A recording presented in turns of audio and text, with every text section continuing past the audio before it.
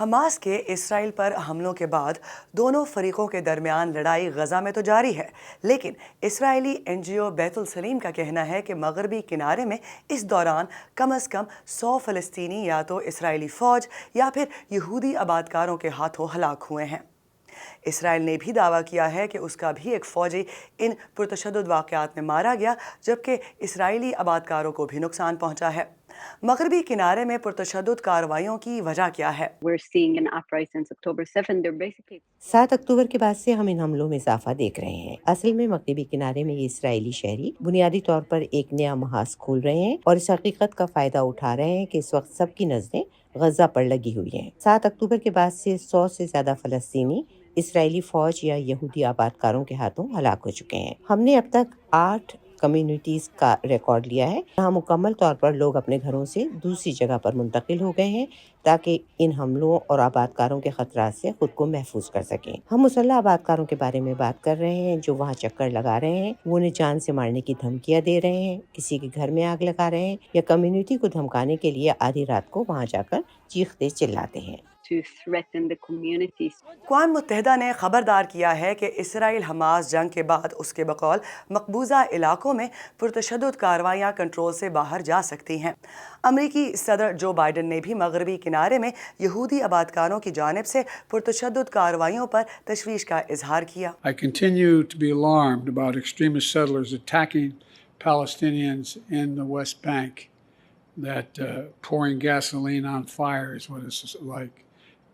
This was a deal.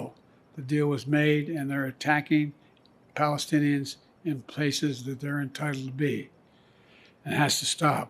2016 میں بھی اقوام متحدہ کی سلامتی کونسل نے ایک قرارداد میں یہ 1967 کے بعد مغربی کنارے سمیت فلسطینی اتھارٹی میں تعمیر کی جانے والی ان یہودی بستیوں کو غیر قانونی قرار دیا تھا اور انہیں بین الاقوامی قوانین کی خلاف ورزی کہا تھا۔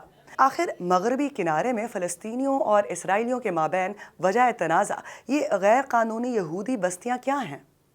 اسرائیل کے آبادکاری مخالف گروپ پیس ناؤ کے مطابق صرف اس سال مغربی کنارے میں آبادکاروں کے لیے 13,000 سے زیادہ ہاؤسنگ یونٹس کی حکومتی منظوری دی گئی، جو پچھلے سال کے مقابلے میں تقریباً 3 گنا زیادہ ہے۔ مغربی کنارے میں 3 ملین سے زیادہ لوگ رہتے ہیں، جن میں سے 86% فلسطینی ہیں۔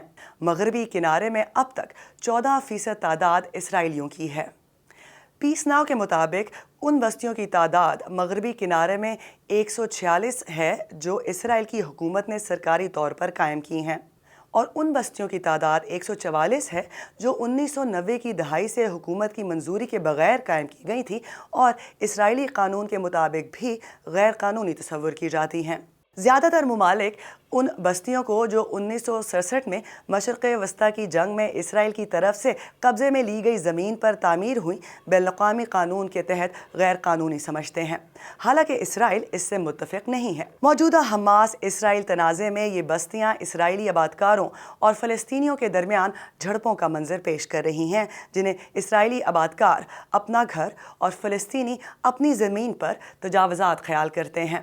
اور ایسے میں جب حماس کے اسرائیل پر حملے کے بعد اسرائیل حکومت اور فوجی سطح پر جوابی کارروائیاں ہو رہی ہیں، مغربی کنارے میں موجود آبادکاروں کے ہاتھوں فلسطینیوں کے خلاف پرتشدد کارروائیوں میں بھی اضافہ ہوا ہے۔